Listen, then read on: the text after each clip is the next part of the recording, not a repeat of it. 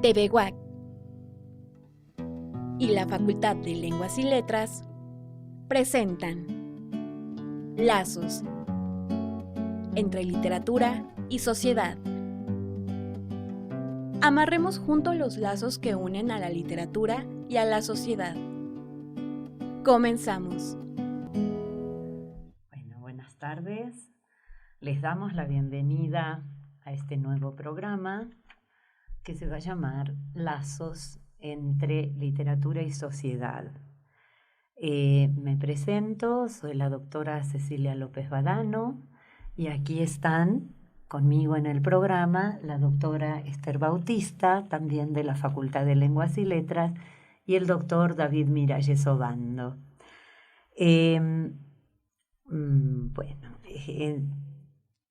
Estamos a través de la señal de TV UAC y puede comunicarse con nosotros al 192-1200, extensión 3703, y queremos decirles por qué este programa se llama Lazos entre literatura y sociedad.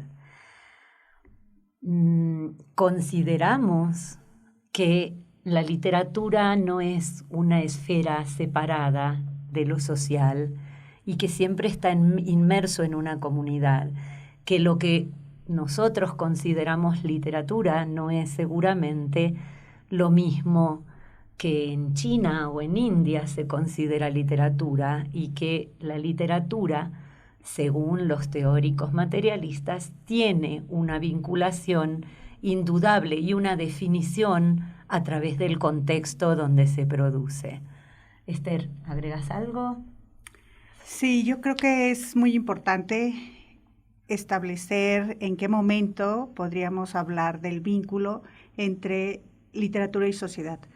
Hay varios procesos, hay varios momentos, y en algunas situaciones los lazos se hicieron más fuertes, en algunos otros momentos estas relaciones que se establecieron entre la literatura y sociedad tendían, y había realmente cuestiones ideológicas políticas, y estas pues han ido cambiando debido también a otros factores de los cuales iremos comentando aquí en el programa. ¿David?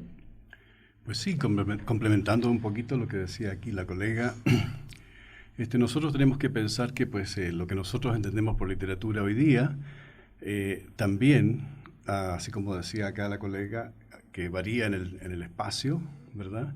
También varía en el tiempo. Es decir, habría una variable diacrónica también aquí, en el cual uno tendría que, digamos, situar la literatura, ¿no? Por ejemplo, si nosotros pensamos en el origen de la literatura en Occidente, lo que la literatura era para los griegos es algo muy diferente de lo que es para nosotros.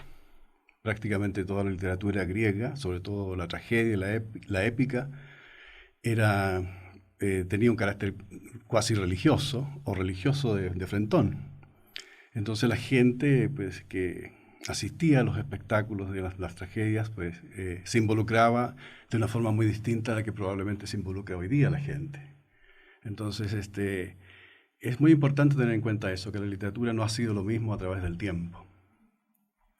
Bueno, como se habrán dado cuenta por nuestros acentos, este programa es multicultural. El doctor David es chileno. Yo, no hace falta que lo diga, basta que diga yo para que se den cuenta que soy argentina. Y la doctora Esther es mexicana. Bueno, una de las cosas que queremos agregar en esto de la definición de la literatura y cómo ha funcionado es esto de que ya estos lazos entre literatura y sociedad obviamente no son los mismos. Ya la literatura también es otra cosa.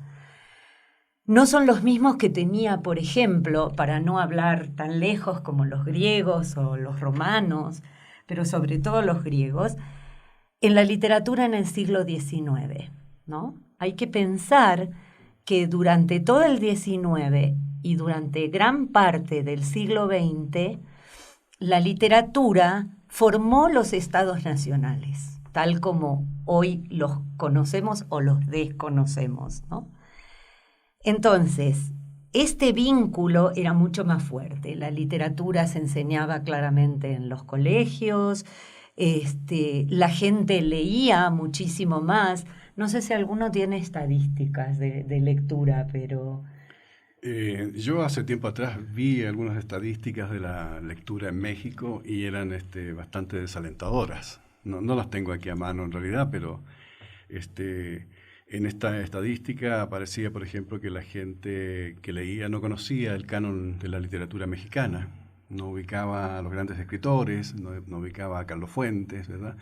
Pero sí leían mucho literatura de esta literatura de formación personal, en fin, este tipo de cosas. Autoayuda. Autoayuda, claro. Sí. Y justamente ayer o antes de ayer estaban hablando con la muerte de Rius, cómo Rius había sido un educador, porque se dio cuenta que los mexicanos no leían, pero sí leían con monitos, ¿no? Como dicen las historietas. acá. Sí. Las historietas. Entonces, de hacer un plan de enseñanza por historietas. Pero, volviendo un poco al punto de la literatura en el siglo XIX, hay que pensar que en ciertos países, sobre todo, pongamos el caso de Argentina, ¿no?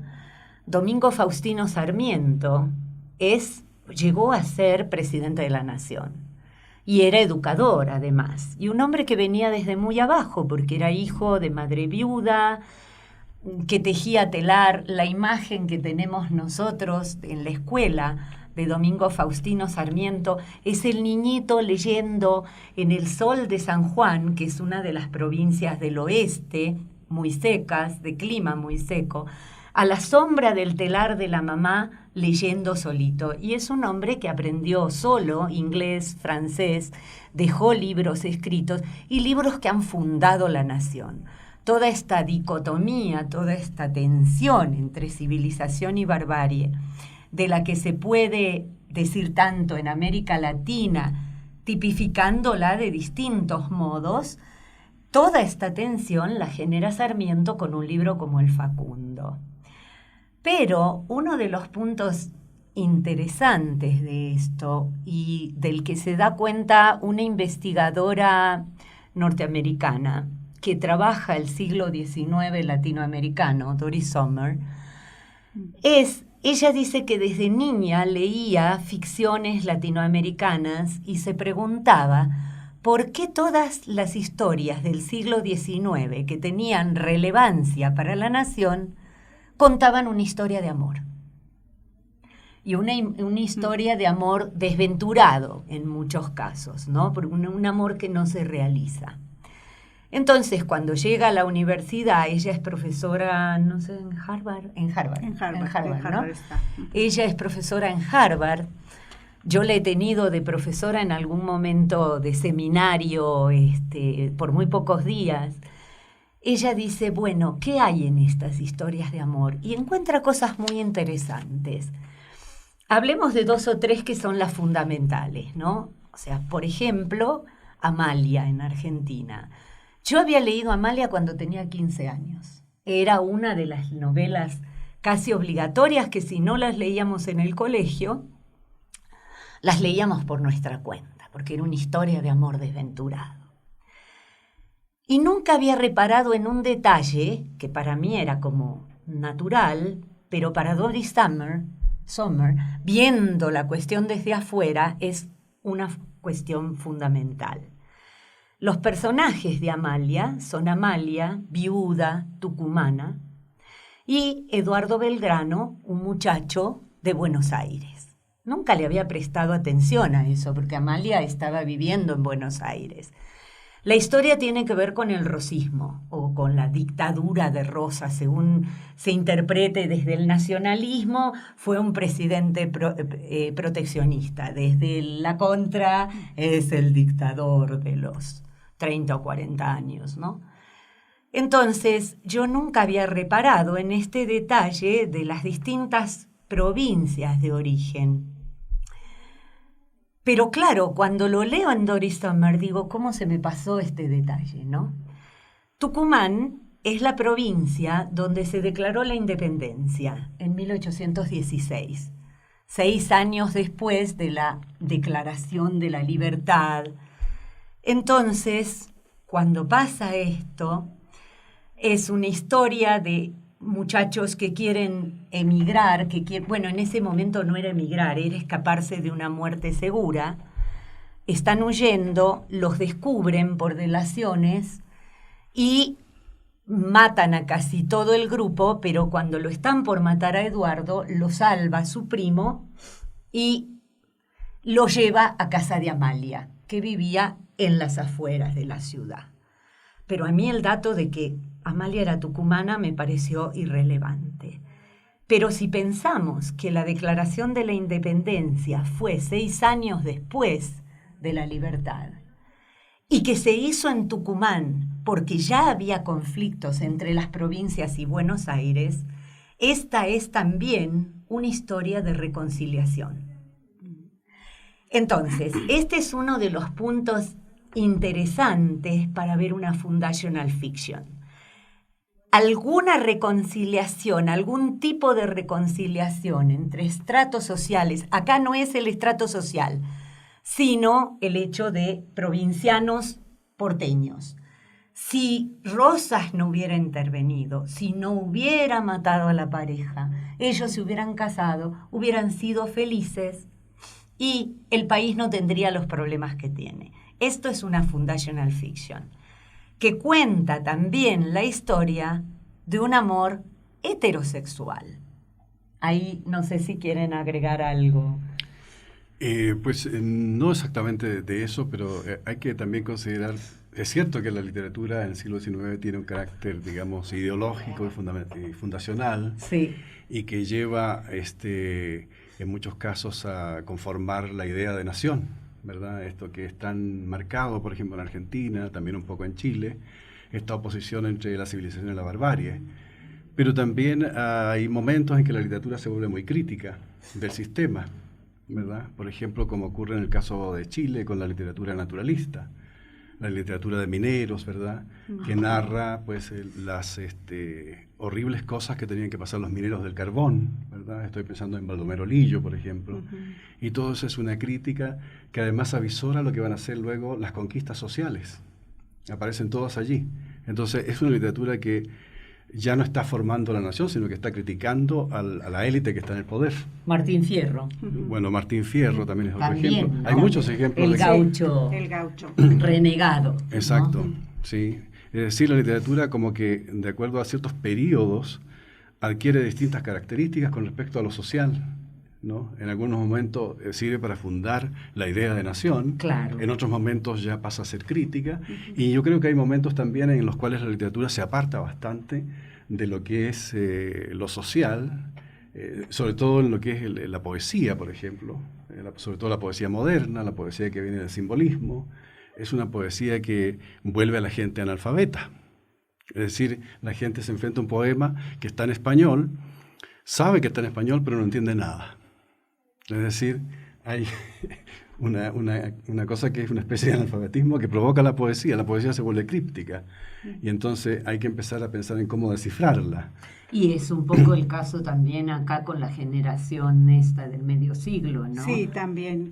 Yo estaba pensando al escucharte a ti, Cecilia, en estos romances nacionales, ¿no? Sí, que habla claro. también Doris Sommer en Doña Bárbara, ¿no? O sea, Doña Sí. Bárbara, y que es también hablar de estas grandes representaciones de la naturaleza que veríamos desde, no sé, Don Segundo Sombra y La Pampa, ¿no?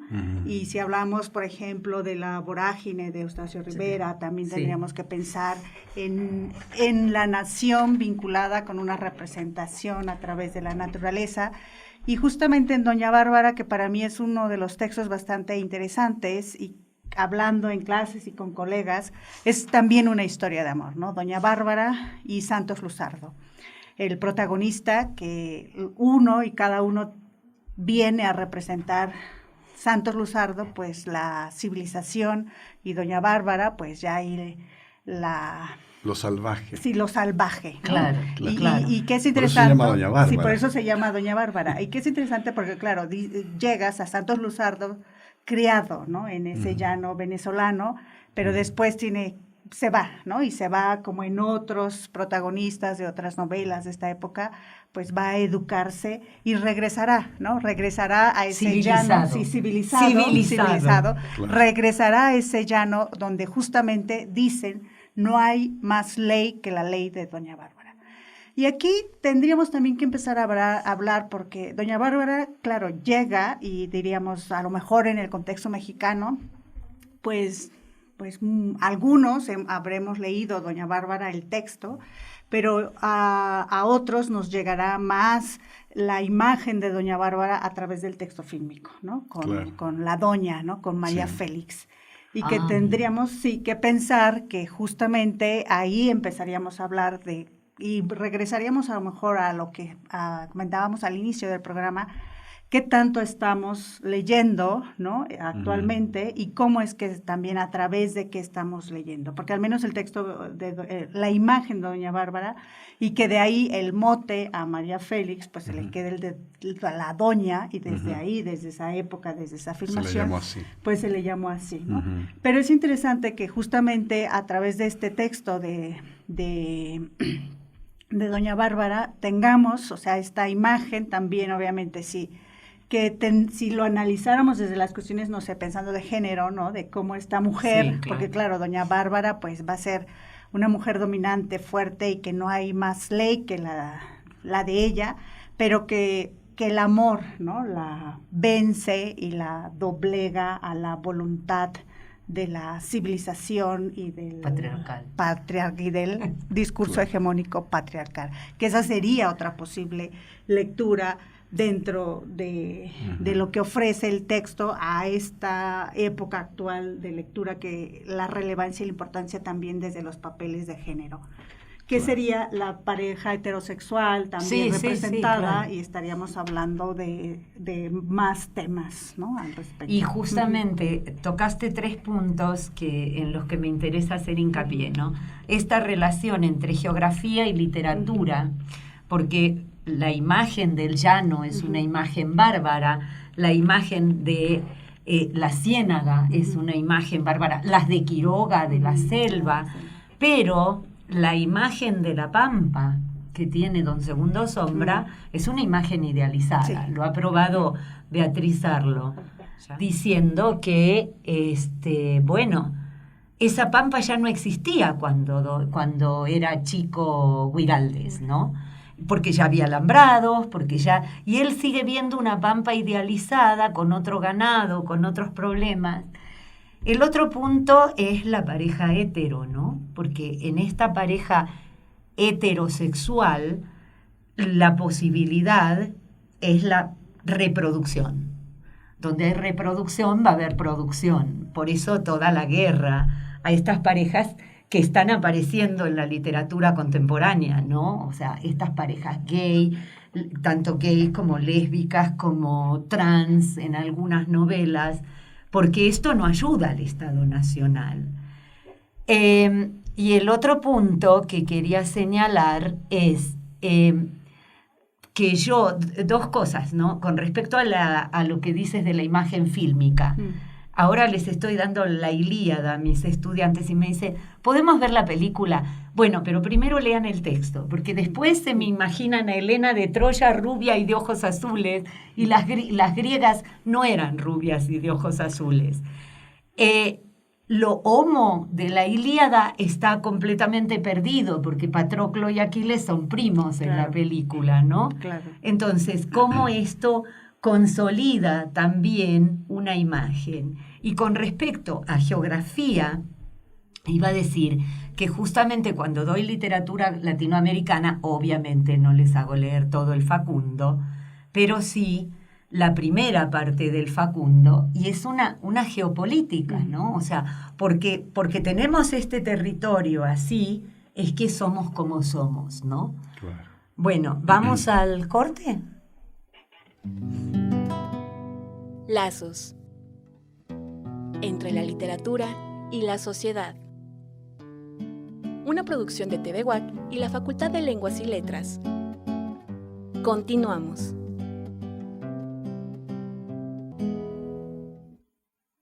Bueno, acá estamos de nuevo. Hablábamos de la literatura en el siglo XIX. ¿Y qué pasa con la literatura del siglo XX? Bueno, la literatura del siglo XX, después de la posguerra, tiene ese shock de Sartre, de literatura es compromiso. Entonces, bueno, tenemos nuestros autores comprometidos. Hay todavía una idea fuertemente social de la literatura. Es más, por ahí algún teórico como David Viñas, creo que es, que dice, habla de el boom como una elipsis que va, pero que dura muy pocos años, ¿no? Desde la Revolución Cubana, que hace esta visibilidad de América Latina, que supongo que pueden agregar algo, ¿no? Ahí, cómo se va viviendo esta Revolución Cubana en la literatura latinoamericana. Bueno, lo que yo veo, en realidad, es que muchos de los autores latinoamericanos que adhieren como personas, ¿verdad?, como individuos ciudadanos, ¿verdad?, y como latinoamericanos, tienen un compromiso de vida con la revolución, por ejemplo, pero no siempre eso se refleja en su literatura, ¿verdad? Por ejemplo, pienso en el caso de Cortázar, que por ahí tiene un cuento donde aparece el Che, ¿verdad? Pero en general Reunión. Reunión. Pero en general su literatura es una lectura de fantasía, ¿verdad? Una lectura que se aleja un poco de eso.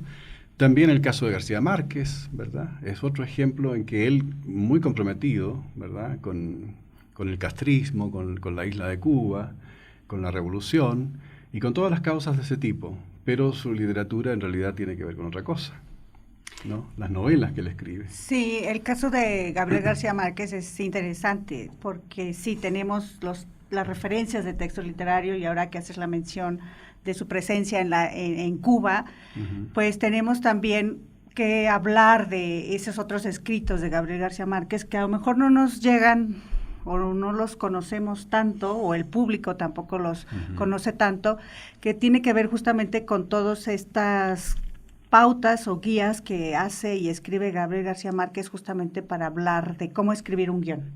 Y esto lo hace justamente cuando va a Cuba, los años que va a Cuba y que va a San Juan de los Baños y que va a las escuelas de cine y que va justamente a las escuelas de cinematografía, y son los cursos o las clases o los encuentros que se hacían de cineastas en San Juan de los Baños y en donde los resultados pues son algunos libros editados justamente con las clases, los cursos que impartía Gabriel García Márquez sobre guión, ¿no? Claro. Sobre guión, por ejemplo, y que ahí tendríamos pues a lo mejor que rastrear justamente ese compromiso también político que en la literatura, que en su ficción probablemente no sea En tan... los artículos periodísticos en los artículos también. periodísticos Sí, también. pero ¿no? los artículos estaba periodísticos pensando. y un poco el cine como que no cabrían dentro del esquema normal que la gente entiende por literatura. Claro. Entonces, sí, ahí sí, hay sí. una cosa que es Sí, interesante sí. también de discutir. Yo creo que la literatura contemporánea, la literatura del siglo XX, está muy influida también por el cine, por ejemplo, y hay una cuestión también de préstamos de uno y otro lado. O sea, el primer cine tiene mucho de literatura, tiene mucho de teatro, por ejemplo, el cine primitivo. Y luego también la literatura contemporánea empieza a emplear técnicas que son propiamente cinematográficas. Sí.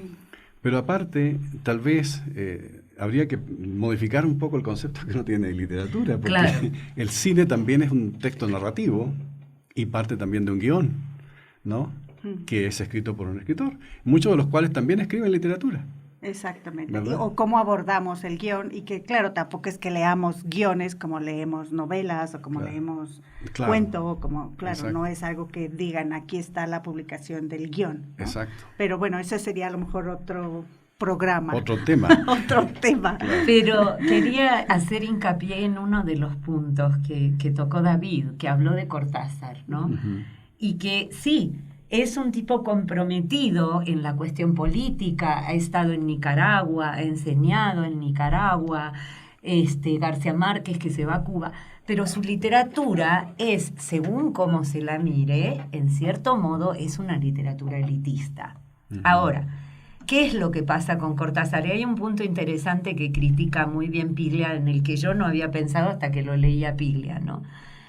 Me refiero a un libro como La Argentina en pedazos, que es un libro de historietas con cuentos violentos. Sí, lo ¿no? conozco, es el muy sí, bonito. y está en internet por otra parte, así que si les gusta leer monitos, está muy bien ilustrado La Argentina en pedazos. Pero Cortázar lo que buscaba en su literatura, de algún modo, era y es lo que les digo a veces a mis alumnos, es una pedagogía para la revolución. Es decir, si alguien se puede desestructurar leyendo un libro como Rayuela, que no se lee de principio a final, se puede desestructurar para hacer la revolución.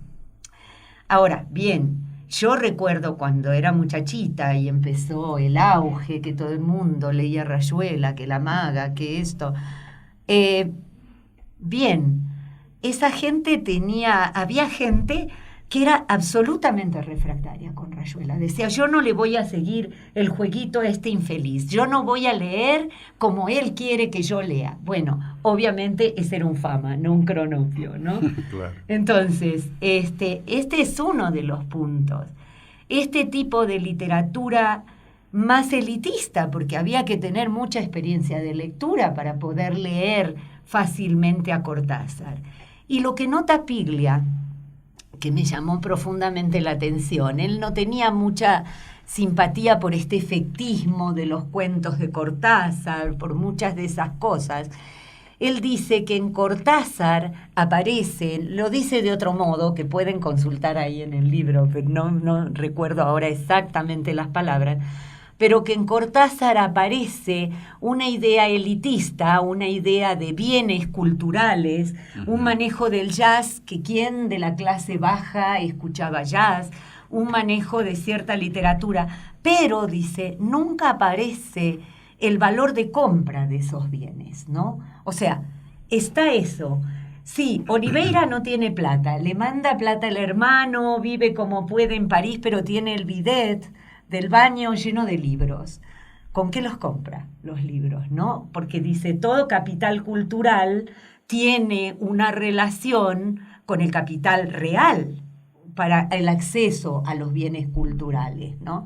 Entonces me dejó pensando eso, porque digo, uno que leía tan fascinado a los 20 años Rayuela de Cortázar, uno pensaba, ay, tengo que comprar o tengo que escuchar este jazz, Kay Jarrett, por ejemplo, ¿no? Que era un autor de culto, Kay Jarrett. ¿Quién conocía a Kay Jarrett? Hasta que no leyó a Cortázar, ¿no?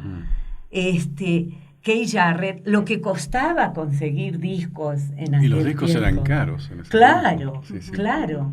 Entonces dice, hay una serie de bienes que son patrimonio cultural que no tienen, digámoslo burdamente, su justificativo en el capital real. Nadie dice cuánto sudor costó comprar esos discos o acceder a ese nivel cultural. Claro, Piglia tampoco venía de la clase baja, Piglia era hijo de un médico, solo que era un médico peronista, ¿no? Entonces, sí, progresista, ¿no? Tenía otro compromiso con la realidad. Entonces, este es un poco el tema. De hasta ahí podríamos decir que Cortázar, que los autores del boom fueron los últimos, aunque nos pese, que tuvieron un fuerte compromiso social. Relativizado, como vemos ahora, pero a partir de eso y de la decadencia de los sistemas socialistas y todo esto, la literatura pasa de la seguridad a la duda, ¿no? Uno de esos ejemplos que podríamos citar es Roberto Bolaño, ¿no? Que es otro autor controvertido, es otro autor muy propio de los fines del siglo XX, multicultural en un sentido, porque nace en Chile, Bolaño, no Bolaños, porque después Roberto Bolaño. Roberto Bolaño, ¿no?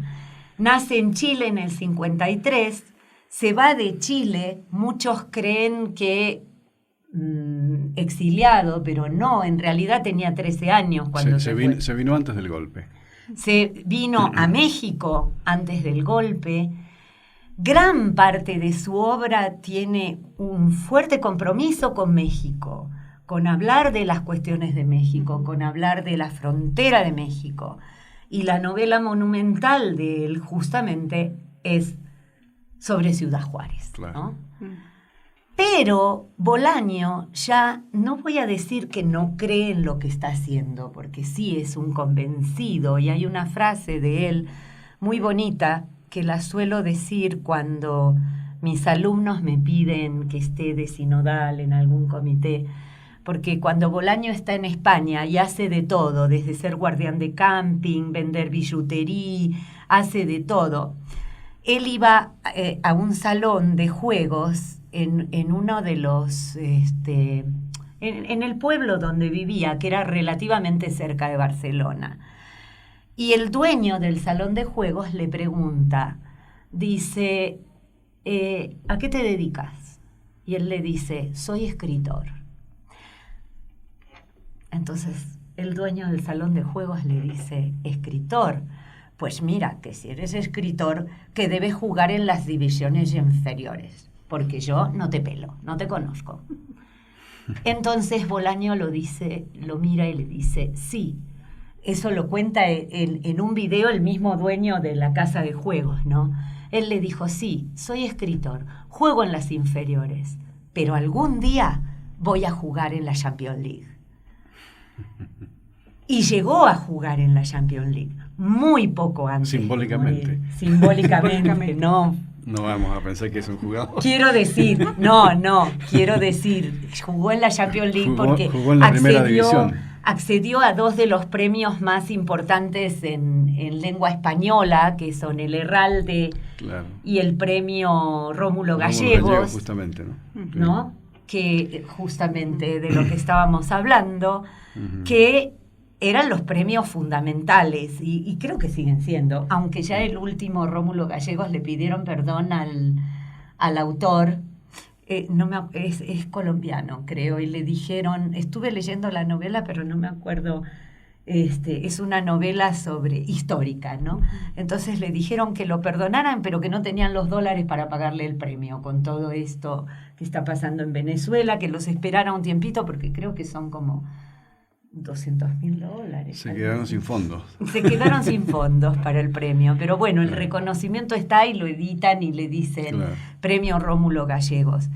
Sí. Bueno, y iba a decir ciudadanía controvertida también la de Bolaño, porque de México, después de estar unos cuantos años en México, se va a Chile, sí, ahí sí, porque estaba convencido del régimen de Salvador Allende, llega. Y Allende creo que cae a los pocos días, ¿no? Que llega... Creo que él fue cuando... Se fue en barco, fue un viaje muy largo. Fue en autobús desde acá y se quedó en Centroamérica un tiempo. Pero era en barco que iba. Y desde pasaba, el barco demoraba mucho, y cuando llegó entre medio fue el golpe de Estado, ¿no? Eso fue lo que pasó cuando llegó allá. Claro, cuando llega a Chile es el golpe de Estado, lo detienen y se salva casi milagrosamente de la tortura de Pinochet. Se salva porque un amigo de colegio lo reconoció.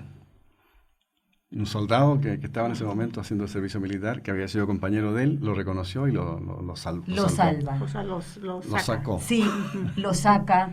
Y eso lo cuenta Bolaño muy bonito en un cuento que se llama Detectives, donde cuenta la historia. Él dice que son dos compañeros, no sé históricamente cómo fue, si es uno o dos. Y tiene una escena muy, muy terrible cuando lo hacen mirarse al espejo y los dos detectives están hablando. En realidad creo que él no aparece como personaje, si mal no recuerdo. Él está como escuchando el diálogo de los dos detectives y le dice, me tocó un loco, dice, le dije que se mirara al espejo y me dijo, flaco, este no soy yo, ¿no? Después de días de estar preso por la dictadura de Pinochet. Entonces, bueno, en uno de los últimos reportajes, para ir a este tema del desencanto ya, no con la literatura, pero sí con la militancia que se podía hacer a través de la literatura, que la literatura iba a cambiar el mundo.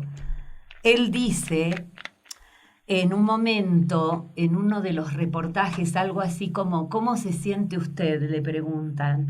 Y él le dice, como un gladiador romano que sabe que va a salir a la arena y sabe que se lo van a comer los leones, pero tengo que dar pelea hasta último momento.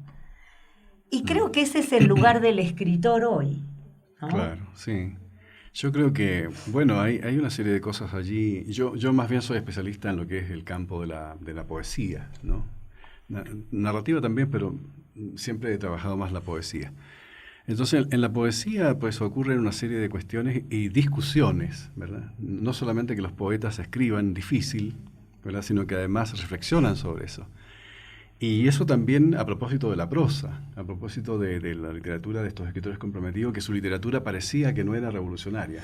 Yo quiero decir una cosa, que la crítica sí ha pensado en eso, que aparentemente la idea de una literatura de izquierda no era para estos escritores una literatura panfletaria, una literatura, digamos, que enarbolaba las banderas y los fusiles, sino que ellos tenían una idea de ser de izquierda, practicar una literatura de izquierda que corrompiera lo que la gente entendía por literatura normalmente, que era una literatura burguesa.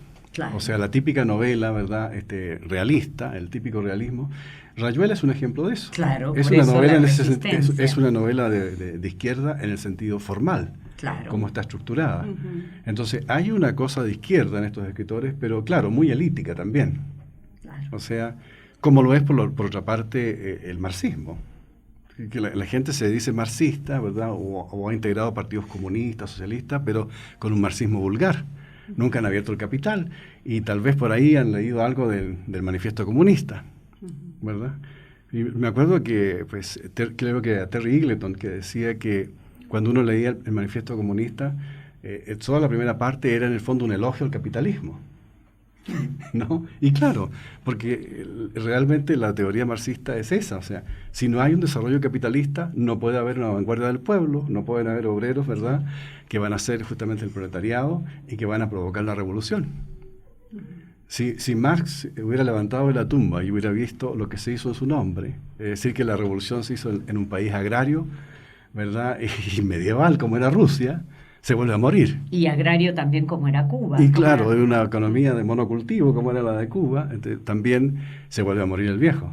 O sea, hay una cosa que es también no hay que confundir. Lo que realmente son las teorías progresistas, las teorías marxistas, y lo que se ha vulgarizado como tal, ¿verdad? Entonces, claro, estos escritores eran tildados de que tal vez eran burgueses, ¿verdad?, en la medida que no hacían tanto aspaviento, y que si la literatura no era una literatura de panfleto, pero estaban siendo de algún modo de izquierda porque eran muy progresistas, y eso pasa muchísimo en la poesía, ¿verdad? Sí, no sé, yo estoy pensando en esta cuestión de hablar de un desencanto o tal vez de hasta dónde o hasta qué punto podríamos hablar de una militancia actual de ciertos escritores que tampoco podríamos caer en el hecho de decir que la literatura ya no establece lazos con la sociedad. No, claro que no. Sino decir cómo es que estos lazos están cambiando. Y yo estoy pensando, por ejemplo, en Cristina Rivera Garza, ¿no? En Cristina Rivera Garza, y hay este texto de Dolerse, y que en este texto de Dolerse, en donde pues Cristina Rivera Garza asume un compromiso hacia el país, ¿no? Y es ese dolerse del país, del México que estamos viviendo actualmente. Y en este texto, justamente ella, a partir, ¿no?, de los sucesos ocurridos a partir de la decisión de Calderón, del presidente Calderón, de iniciar, ¿no?, una lucha contra el narcotráfico, habla de todas las consecuencias, bueno, no de todas, pero una de las consecuencias de esa decisión de establecer una lucha contra el narcotráfico, de toda la violencia que se ha generado a partir de esta lucha, ¿no? Una lucha que ya llevamos años enfrascados en esa lucha y que hay muchas intervenciones y muchas posturas de eso. Pero el punto es que habla de justamente todos estos desaparecidos o todas estas personas violentadas, familias que han sido tocadas, ¿no? Y los que no hemos sido tocados, pero estamos siendo testigos, ¿no? Y entonces Cristina Rivera Garza justamente expone a partir de algunos hechos muy relevantes, de algunas noticias que quedaron ahí en el imaginario del espectador y del lector mexicano. Y a partir de eso es como justamente pensar en esta literatura, ¿no? También, sí. Y en este condolerse y dolerse, ¿no? O sea, que está también la obra de teatro que creo que se puede bajar de internet, por lo que me han dicho las representaciones que se hicieron de Antígona González, es una muchacha de acá de Querétaro, la escritora. Bueno, como les digo a mis alumnos, si no me acuerdo el nombre, lo tienen en Wikipedia. Pero Antígona González es eso, ¿no? Recupera todas estas Antígonas que se duelen por el hermano no enterrado de forma sagrada, de la forma que mandaban los dioses, y que es capaz de arriesgar la vida por eso. En todo caso, lo que conviene marcar no es que no existan esos lazos entre la literatura y la sociedad, solamente que creo que ni la propia Rivera Garza, cuando escribe, esté convencida de que va a cambiar algo escribiendo. En ese sentido es que hablamos de desencanto, ¿no? Esto del gladiador romano, que es lo que decía Bolaño, el gladiador romano va a dar pelea aun cuando se lo estén comiendo los leones, pero va a dar pelea. Y ese es el lugar del escritor hoy en día, ¿no? Sabe que cada vez se lee menos, sabe que, bueno, que a veces tiene que venderse al éxito editorial. La vez pasada en Argentina, en una mesa de escritores, estaba Martínez, un tipo que escribe literatura más bien de corte policial, y no hablemos de Claudia Piñeiro, que ya escribe muchas veces pensando en el guión cinematográfico. Pero Martínez dijo una frase que me impresionó, porque dice: cuando te compran una novela para hacer una película, el anticipo que te pagan es lo que es tu indemnización por arruinarte la novela, dice, ¿no? Entonces me gustó la frase, aunque a Claudia Piñeiro ahora me dijeron que salió Betty Boo también, varias novelas de ella. Y bueno, Las viudas de los jueves, que es una excelente película, ¿no? A mí me gustó muchísimo. Entonces, no es que digamos, hoy no existe lazo entre la literatura y la sociedad, porque eso sería imposible. Pero sí tenemos que pensar que ya no es ese lazo de certidumbre, de decir, voy a cambiar el mundo escribiendo. Piensen, y este es un ejemplo con el que me gustaría ir cerrando, que cuando Goethe escribe Werther, que es un ejemplo que les doy siempre a mis alumnos, que era uno de los primeros suicidas sociales en la novela, cuando esa novela empieza a traducirse, genera una ola de suicidios en Europa. Hoy, ¿qué escritor podría generar una ola de suicidios? Lo veo medio difícil. Aunque Breaking Bad pueda generar una ola de fabricantes. No, y también hay otro tipo de literatura que nosotros a veces no consideramos muy en serio, que es muy leída, la literatura gótica, por ejemplo, actual, y que sí genera modas, sí genera incluso actitudes, sobre todo en los jóvenes. Sí. Entonces, esa literatura tiene un gran impacto. Hay literatura que hoy día tiene gran impacto todavía y otra que lo tiene menos. Sí. La literatura que nos gusta a nosotros tiene menos impacto. O sea, claro. sus relaciones, sus lazos con la sociedad son misteriosos. No sabemos hasta qué punto realmente los hay. Y si los hay, a veces es vía otros medios, como el cine, como la teleserie. La teleserie, o sea...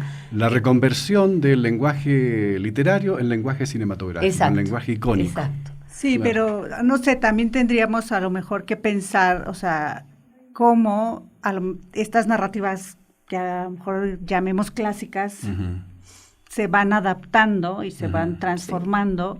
Claro. Y que sí, tal vez hay la literatura gótica que se está leyendo, pero que habrá también otros textos. Estaba pensando, no sé, en este tapiz de Vallée, ¿no? Un tapiz de Vallée que narra de 1100, es un tapiz, y que narra justamente, ¿no? una batalla, una guerra, y que claro, este tapiz decimos, pues, ¿quién lo ve? Lo podemos ver también ya todo en el YouTube, ¿no? Pero que se ha readaptado y ha invadido la transmedia, y ya los Simpson también hicieron una visión del tapiz de Vallée, por ejemplo. Claro, y no se puede leer o sea, la lectura que uno tiene viendo Breaking Bad, sabiendo literatura, de la lectura que uno tiene de Breaking Bad sin saber literatura, son dos lecturas completamente diferentes. Pero bueno, esto ya lo vamos a ir dejando para próximos programas, donde esperamos tratar más en profundidad todos estos temas de literatura y narcotráfico, literatura y nación, literatura y género, etc. Bueno, nos vamos a despedir y les agradecemos. El programa va a estar en YouTube y va a estar en la página de Facebook de TV UAC. Muchas gracias. TV UAC y la Facultad de Lenguas y Letras presentaron Lazos entre la literatura y la sociedad. Hasta la próxima.